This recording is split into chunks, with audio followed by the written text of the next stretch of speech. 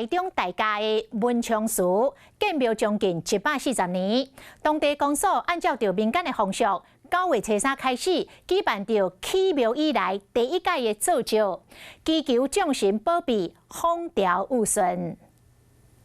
西贡端岭，大家虔诚迎香拜拜。有要140年历史的市林古迹地甲文昌祠，今年举办创庙以来头一遍的祈安造醮的活动，邀请地方人士共同参与拜拜，场面真热烈。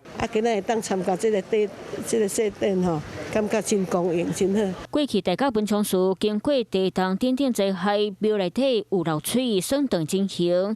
伫地方的争取为105年开始修复，嘛伫咧109年办理立配安造，当地公所照民间风俗举办祈安造醮大典，祈求神明保庇，风调雨顺。9月3号这个到6号这4天当中呢，我们办文昌祠的一个祈安的一个原教。